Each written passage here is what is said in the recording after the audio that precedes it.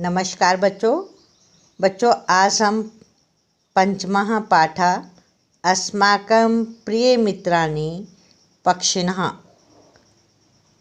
पाठ का अभ्यास कार्य करेंगे।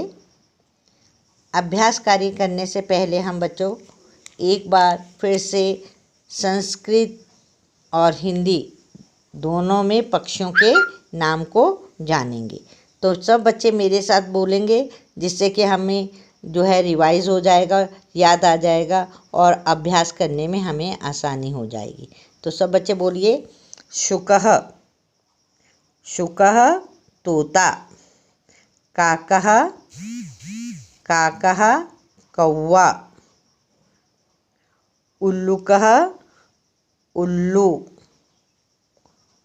उल्लुकः उल्लू, कुक्कुटः मुर्गा,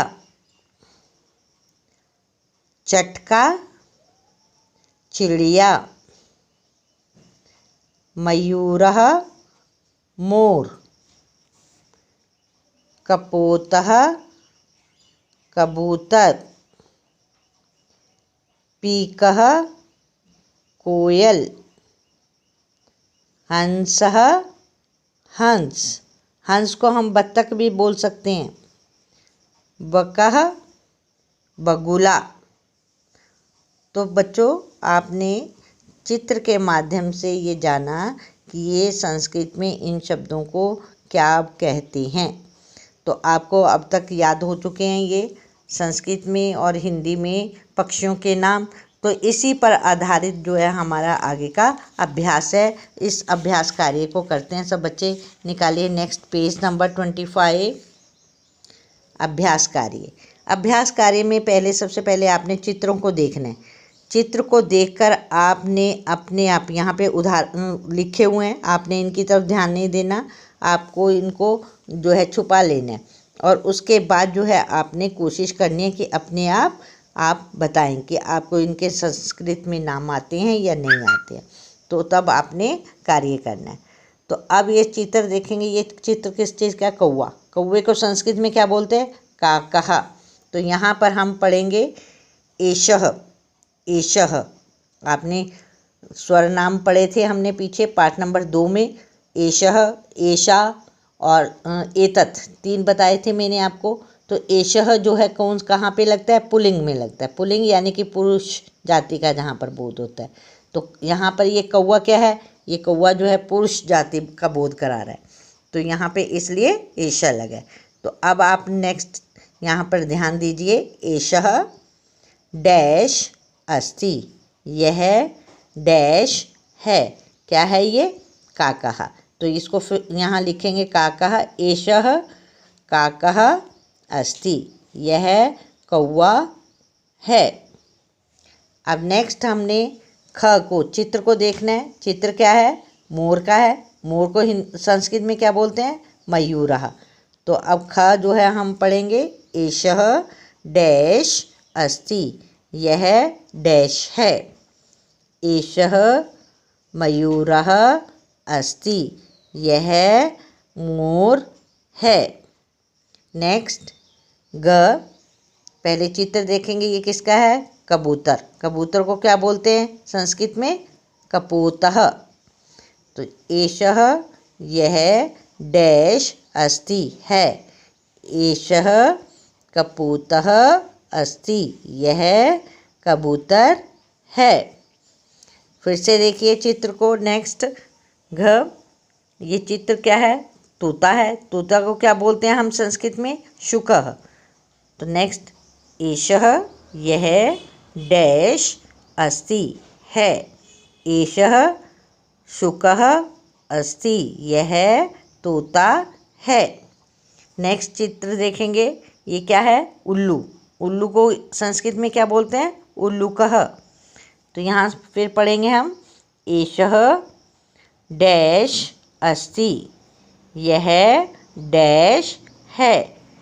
एषः उल्लुकः अस्ति।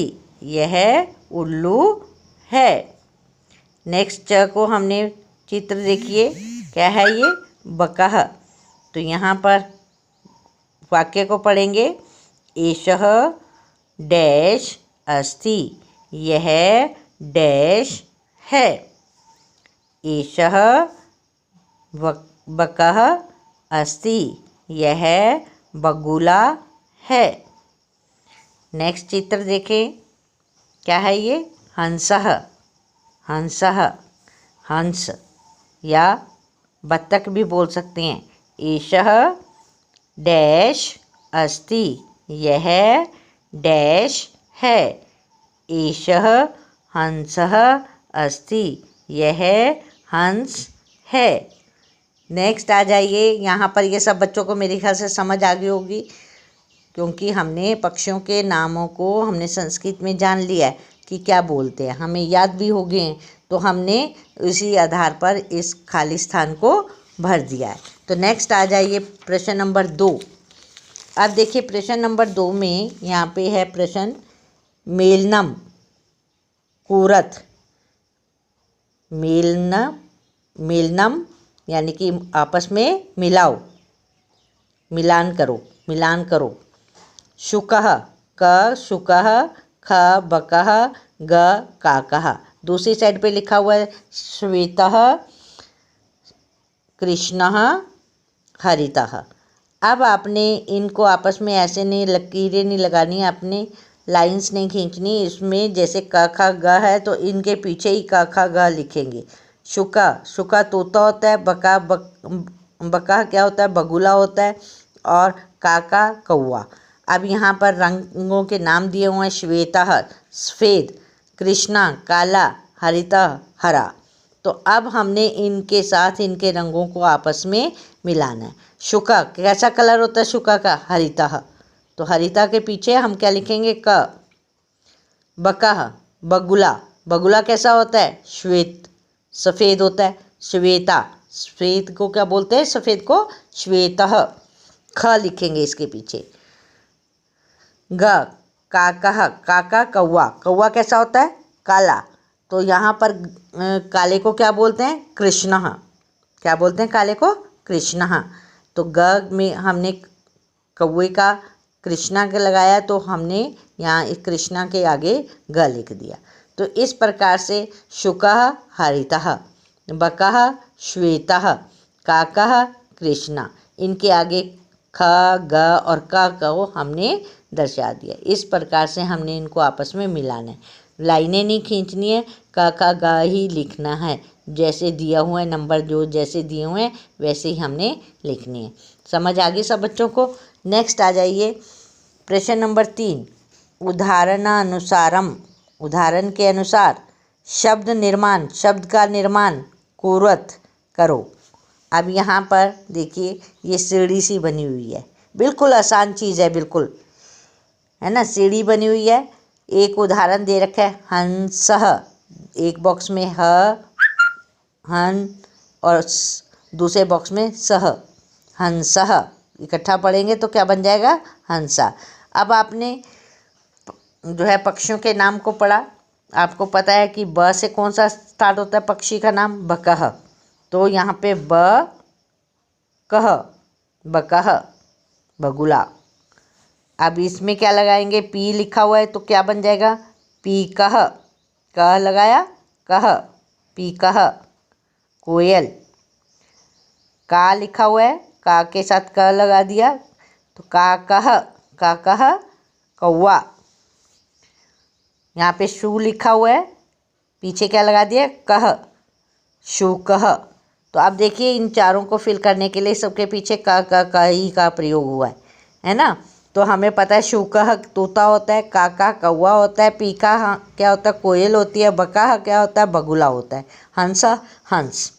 तो इस प्रकार से ये उदाहरण के अनुसार हमने शब्दों का निर्माण कर दिया। नेक्स्ट यहाँ पर एक और चीज़ है, यहाँ पर देखो चित्र दिया हुआ है, चित्र के अनुसार भी, चित्र आपने सिर्फ देखना है और चित्र के से भी आपको पता चल जाएगा। लेकिन एग्ज़ाम में आपके पास यहाँ पर चित्र नहीं आता, सिर्फ आपकी ये सीढ़ी सी बनी हुई आती है और इसी के आधार पर आपको शब्दों का निर्माण करना होता है। तो आपको ये पता चल गया कि इससे कौन से शब्द बनते हैं और कौन से जो है इसके पीछे, शब्दों के पीछे क्या क्या लगेगा।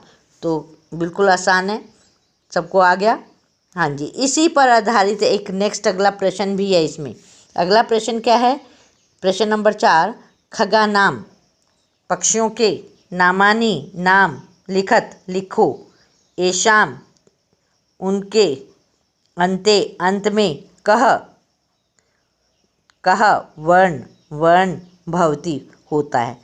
वो शब्द लिखने जिनके पीछे क होता है। अब देखिए हमने यहाँ पर भी ऊपर वाले उसमें शब्द निर्माण में कह वाले जो है शब्द लिखे थे, है ना, लिखे थे ना, का लिखा था। अब इसी तरह के का पीछे वाले शब्द जो है हमने लिखने, जहाँ पर पीछे कौन सा वर्ण आता है? कह वर्ण आता है। ठीक है, तो सबसे पहले एक उदाहरण दिया हुआ है इस यहाँ पर कि यहाँ पर क में पी कह लिखा हुआ है। पी कह में पी लिखा, क जो है पीछे आ रहा है, कह, है ना। इसी तरह क्या है? बकह, ग में का कह, घ में शुकह। अब शुकह का आया पीछे कह, काकह में का आया, और ख में बकह कह आया, और पीकह कह आया। तो इस प्रकार से अंत का वर्ण जो है हमने कह लगाया है। ठीक है, यहाँ पर नेक्स्ट इसमें ऐसे ही है बिल्कुल सेम कि आपने ध्यान देना है। ये देखिए यहाँ पर एक दिया हुआ है पी कह, कह जो है उसके बाद में लगता है बकह, शुकह, काकह, बन गए अक्षर, फ्लावर बन गया ये। तो सब में पीछे क्या लगता है? का कह लगता है। पहले वाला शब्द हमने इस बॉक्स में लिखना है।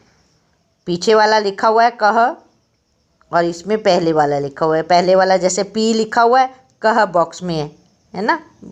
ये सब के लिए कह, चारों के लिए। हो गया क्लियर?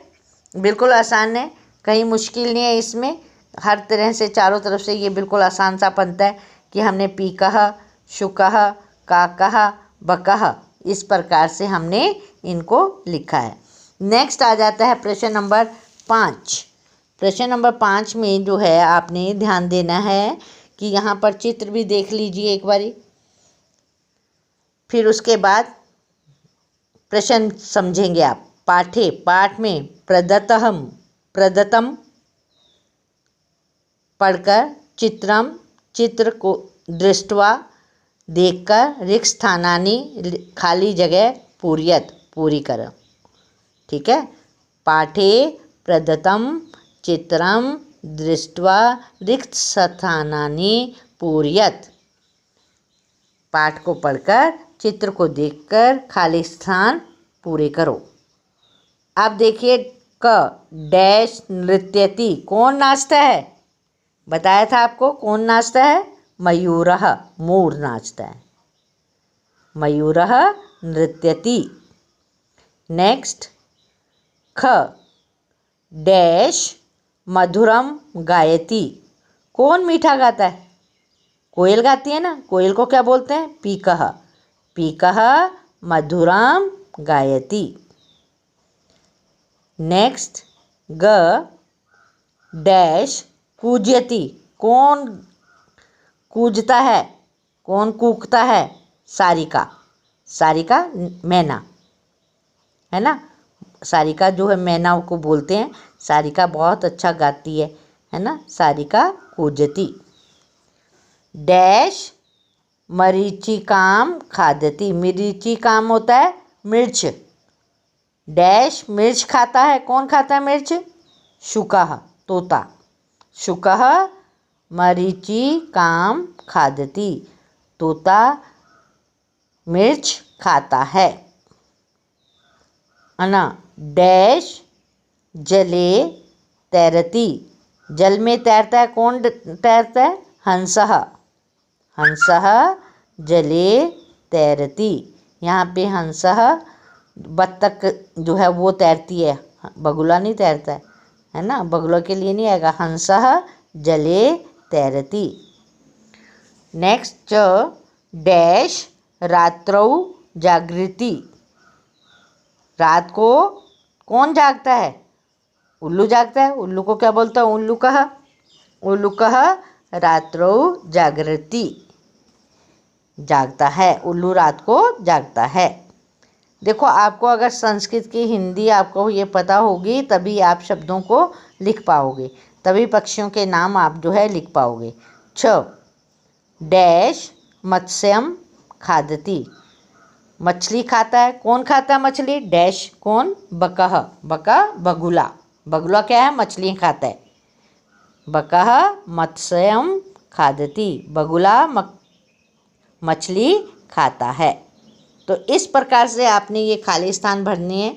वहाँ पर आपको थोड़ी सी समझ से करेंगे, चित्र नहीं आएगा, आपको खाली स्थान भरने होंगे। लेकिन आपको अगर हिंदी इनकी पता समझ में आएगी तो आसानी से आप जो है खाली स्थान को भर सकते हो, पक्षियों के नाम को लिख सकते हो। नेक्स्ट आपके करने के लिए, काम करने के लिए प्रश्न, कस्यापि पक्षिणा, कौन सा पक्षी, चित्रम चित्राणी, चित्र या चित्र देखकर, रचित्वा बनाकर, तत्कानि वर्णे रचयन्तु, उनके नाम लिखोगे। आप यहाँ पर कोई भी जो आपको पसंद है पक्षी, उनको आपने उनके चित्र बनाने हैं या फिर उसको चित्र काट कर उनको लगाना है। फिर उसके सामने आपने लिखना है, हिंदी में भी नाम लिखना है उसका और संस्कृत में भी लिखना है। और अगर आपने ये ड्राइंग से बनाया है तो उसमें आपने कलर करने हैं सुंदर सुंदर, जिससे कि वो चित्र आपको सुंदर लगे। और फिर जो है आपको उदाहरण के तौर पर मैं ये दिखा रही हूँ, इस प्रकार से अगर आप चित्र काट के पेस्ट कर रहे हो तो ऐसे कर देना है आपने। ठीक है, तो आपका ये आज का होमवर्क भी है और आपने ये करना है और साथ में अभ्यास को करने का अभ्यास करना है। अभ्यास को अच्छे से लर्न करोगे, समझोगे और उसको प्रैक्टिस करोगे। तो आज यहीं पर समाप्त होता है ये पाठ आपका। तो धन्यवाद, कल फिर मिलेंगे। नमस्कार।